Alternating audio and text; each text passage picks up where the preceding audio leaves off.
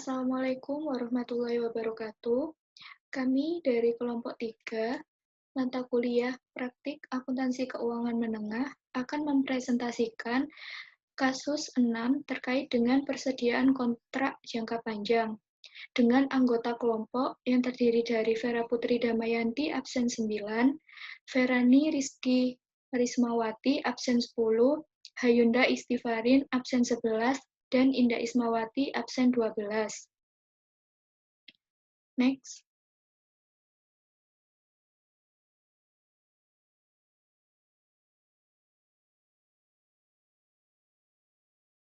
Baik, yang pertama untuk pengertian kontrak konstruksi akan dijelaskan oleh rekan saya, Hayunda Istifarin. Saya persilakan. Baik, di sini saya akan menjelaskan pengertian kontrak konstruksi. Pengertian kontrak konstruksi di sini yaitu kontrak konstruksi adalah kontrak yang secara khusus dinegosiasikan untuk konstruksi suatu aset tunggal seperti bangunan, jembatan, bendungan, jalan, atau beberapa aset yang berhubungan satu sama lain, atau beberapa aset yang saling tergantung dalam rancangannya, teknologi, fungsi, atau tujuan penggunaannya seperti konstruksi kilang minyak. Next.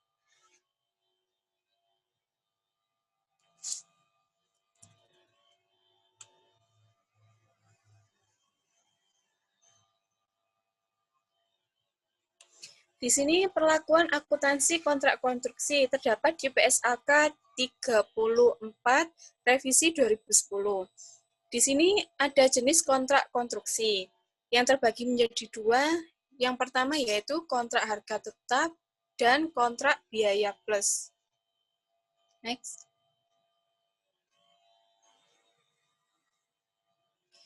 Untuk pengertiannya di sini, kontrak harga tetap adalah kontrak konstruksi di mana kontraktor menyepakati nilai kontrak yang telah ditentukan atau tarif tetap yang telah ditentukan per unit output yang dalam beberapa hal tunduk pada ketentuan-ketentuan kenaikan biaya. Untuk kontrak biaya plus adalah kontrak konstruksi yang menyepakati bahwa kontrak mendapat pergantian untuk biaya-biaya yang telah diizinkan atau telah ditentukan ditambah imbalan dengan persentase terhadap biaya atau imbalan tetap. Ada juga kontrak yang mempunyai karakteristik keduanya. Misalnya kontrak konstruksi dapat bersifat kontrak biaya plus namun dengan harga maksimum yang telah disetujui.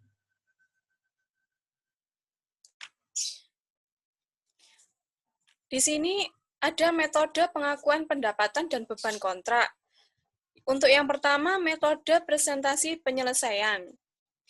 Metode presentasi penyelesaian merupakan perusahaan mengakui pendapatan, beban, dan laba setiap periodenya berdasarkan tahap penyelesaian kontrak, yaitu berdasarkan persentase penyelesaian perusahaan mengakumulasi biaya konstruksi ditambah dengan laba yang diperoleh sampai akhir periode dalam suatu akun, yaitu pekerjaan dalam proses, dan mengakumulasi penagihan termin dalam akun kontrak, yaitu termin atau proses billing. Selanjutnya,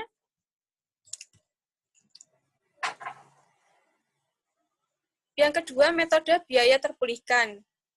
Menurut metode ini, pendapatan hanya diakui sebesar biaya yang telah terjadi sepanjang biaya tersebut diperkirakan dapat terpulihkan. Ketika semua biaya telah diakui, maka laba harus dapat diakui.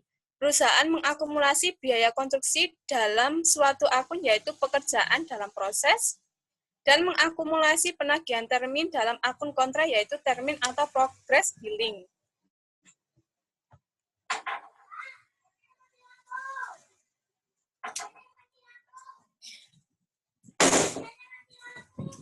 Untuk kasus 6 akan disampaikan teman saya, yaitu Verani.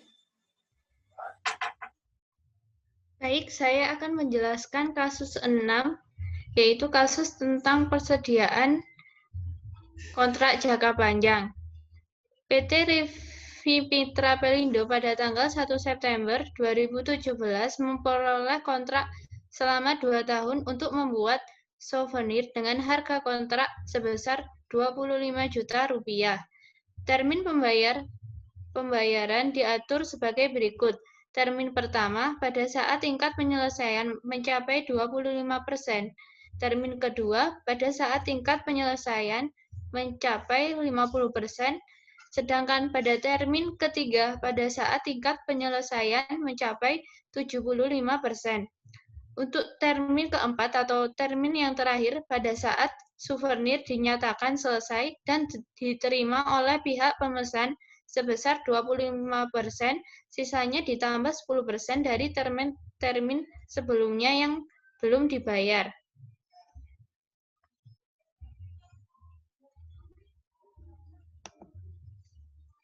Untuk menyelesaikan kontrak ini, semula perusahaan menaksirkan akan memerlukan biaya sebesar Rp22.500.000. Tetapi sampai dengan diselesaikannya kontrak pada bulan September 2019, ternyata yang terrealisasi sebesar Rp22.250.000 dengan rincian sebagai tabel di layar Anda.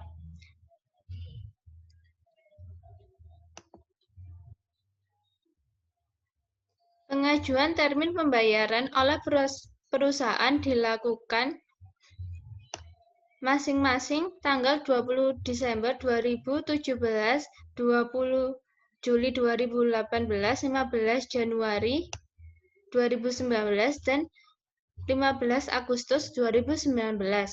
Opname pekerjaan yang dilakukan setiap akhir pekan dan pembayaran dari pemberi kontrak masing-masing sebesar 90% dari termin yang diajukan telah diterima pada tanggal 5 Januari 2018, 14 Agustus 2018, dan 26 Februari 2019. Souvenir diselesaikan akhir bulan Agustus 2019 dan diterima baik oleh pemesan pada tanggal 5 September 2019. Pembayaran termin terakhir diterima pada tanggal 20 September 2019. Di sini diminta untuk membuat jurnal yang berhubungan dengan pelaksanaan kontrak jangka panjang pada tahun 2019. Sebelum kita membuat jurnal, kita melakukan perhitungan. Perhitungan pertama yaitu pada tahun 2017, di mana harga kontrak tersebut 25 juta dikurangi dengan taksiran biaya-biaya. Biaya-biaya tersebut terdiri dari biaya yang dikeluarkan pada tahun 2017 sebesar 6.750.000 dan biaya penyelesaian sebesar 15.750.000, sehingga total biayanya menjadi 22.500.000 dan taksiran labanya menjadi Rp2.500.000. Untuk mengetahui taksiran laba tahun 2017 menggunakan rumus yaitu taksiran biaya yang dikeluarkan pada tahun 2017 dikali taksiran laba dibagi dengan total taksiran biaya, yaitu sama dengan taksiran biaya yang dikeluarkan tahun 2017 tadi 6.700.000, lalu taksiran labanya tadi 2.500.000 dibagi dengan total taksiran biaya 22.500.000, sehingga taksiran laba pada tahun 2017 menjadi 750.000. Selanjutnya akan dipresentasikan oleh teman saya yaitu Vera Putri Damayanti. Selanjutnya, untuk tahun 2018, harga kontrak tetap 25 juta, kemudian dikurangi dengan taksiran biaya, yaitu dikeluarkan tahun 2017.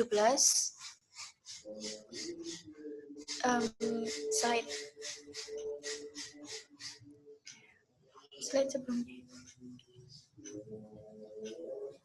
Dikeluarkan tahun 2017 sebesar 18.700.000, kemudian ada biaya penyelesaiannya sebesar 3.300.000, yang kemudian taksiran biaya totalnya sebesar 22 juta rupiah. Lalu taksiran labanya, harga kontrak dikurangi dengan taksiran biaya, yaitu sebesar 3 juta rupiah. Taksiran laba tahun 2018 dan 2017 bisa dihitung dengan rumus taksiran biaya dikeluarkan tahun 2018 dikali taksiran laba dibagi dengan total taksiran biaya. Taksiran biaya dikeluarkan tahun 2018 yaitu 18.700.000, kemudian taksiran labanya adalah 3 juta, total taksiran biaya sebesar 22 juta. Kemudian taksiran laba tahun 2018 dan 2017 adalah 2.550.000. Lalu kita juga menghitung taksiran laba tahun 2018 yang bisa dicari dengan rumus taksiran laba tahun 2018 dan 2017 dikurangi dengan taksiran laba tahun 2017, yaitu 2.550.000 dikurangi dengan 700.000, sehingga taksiran laba tahun 2018 adalah 1.800.000. Next. Kemudian untuk tahun 2019 harga kontraknya tetap 25 juta. Lalu taksiran biayanya ada dikeluarkan tahun 2018 itu 18.700.000 dan ditambah dengan biaya penyelesaian sebesar 3.550.000, sehingga total untuk taksiran biaya adalah 22.250.000. Nah, untuk taksiran laba yaitu harga kontrak dikurangi dengan taksiran biaya sebesar 2.750.000. Untuk taksiran laba tahun 2017 adalah 750.000 dan taksiran laba tahun 2018 adalah 1.800.000. Sehingga untuk taksiran laba tahun 2019 ini adalah 200.000.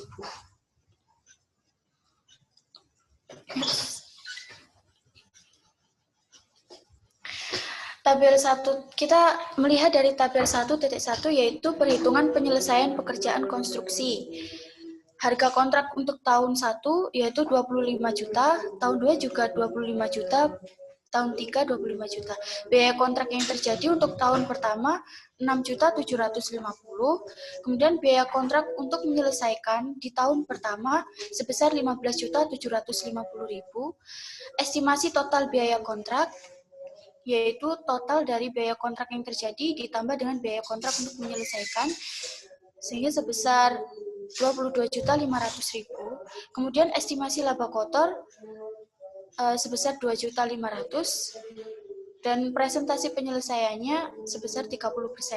Untuk tahun kedua harga kontrak 25 juta, biaya kontrak yang terjadi 18.700.000, biaya kontrak untuk menyelesaikan 3.300.000, estimasi total biaya kontraknya 22 juta dan estimasi laba kotor 3 juta, sehingga untuk presentasi penyelesaian 85%. Untuk tahun ketiga harga kontraknya 25 juta, biaya kontrak yang terjadi 22.250.000, biaya kontrak untuk menyelesaikannya tidak ada. Estimasi total biaya kontraknya sebesar 22.250.000, sehingga estimasi laba kotor 2.750.000 dan presentasi penyelesaian sebesar 100%. Next. Untuk tabel 1.2 akan dijelaskan oleh rekan saya Indah Ismawati. Dipersilakan. Baik, saya akan menjelaskan tabel 1.2, yaitu estimasi pendapatan, beban, dan laba yang diakui. Pada kasus ini, perusahaan menggunakan basis proporsi biaya dalam mengukur persentase penyelesaian pekerjaan yang digunakan untuk menentukan jumlah pendapatan dan laba yang diakui. Sehingga estimasi pendapatan, beban, dan laba yang diakui seperti pada tabel berikut ini. Yaitu tahun pertama pada kolom akumulasi pendapatan berasal dari harga kontrak 25 juta dikali 30% menghasilkan 7.500.000 dengan beban 6.750.000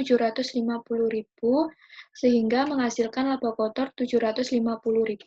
Karena ini merupakan kontrak pertama tahun pertama, jadi diakui pada periode berjalan, yaitu untuk pendapatan sebesar 7.500.000, beban 6.750.000, dan laba kotor sebesar 750.000.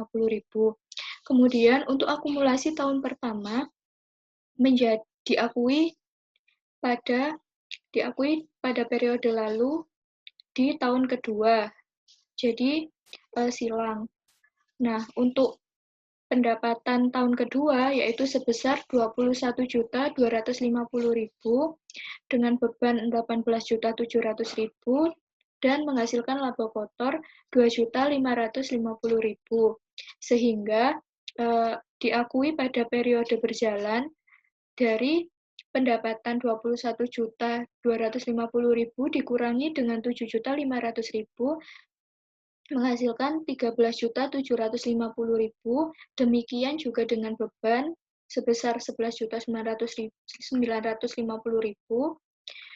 Kemudian pendapatan dikurangi beban menghasilkan laba kotor sebesar 1.800.000.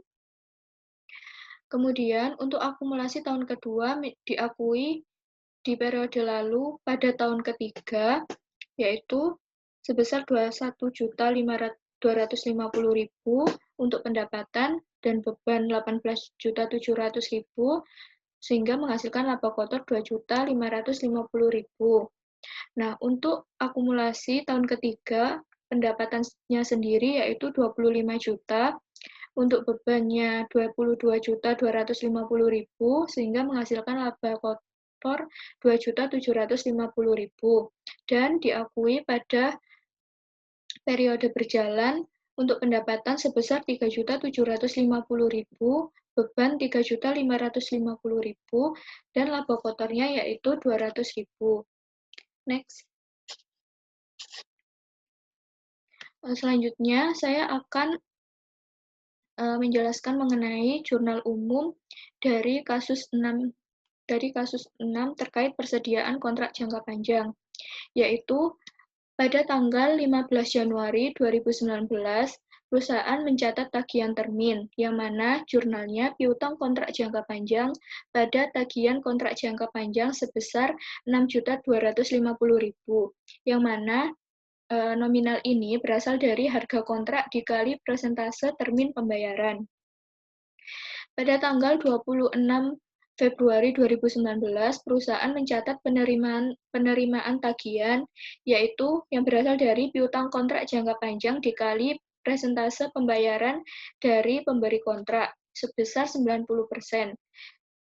Jurnalnya Bank BCA pada piutang kontrak jangka panjang sebesar 5.625.000. Pada tanggal 15 Agustus 2019, perusahaan mencatat tagihan termin, yaitu jurnalnya piutang kontrak jangka panjang pada tagihan kontrak jangka panjang sebesar 6.250.000. Pada tanggal 31 Agustus 2019, perusahaan mencatat beban kontrak, jurnalnya souvenir dalam pelaksanaan pada Bank BCA sebesar 3.550.000. Next.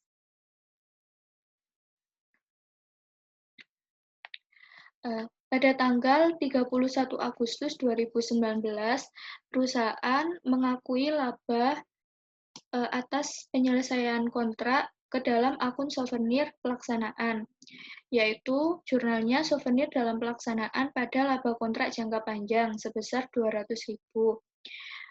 Dan pada akhir bulan Agustus, souvenir telah diselesaikan, sehingga jurnalnya laba kontrak jangka panjang, beban lain-lain pada penghasilan lain-lain yang mana pengakuan laba kotor pendapatan ditutup pada penghasilan lain-lain.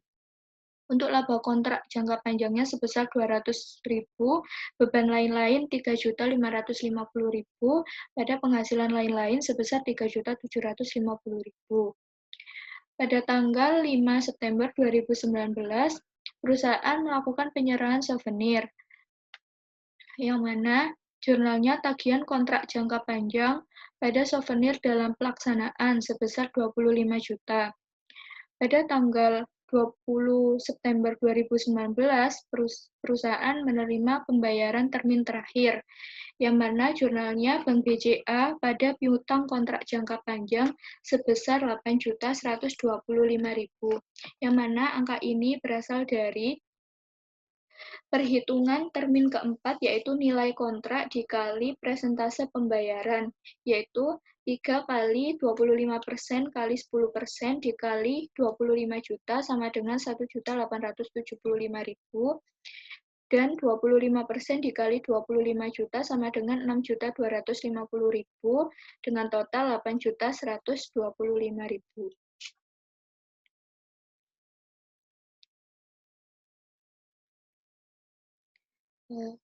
Baik, sekian presentasi dari kelompok kami. Mohon maaf apabila ada salah kata. Terima kasih atas perhatiannya. Wassalamualaikum warahmatullahi wabarakatuh.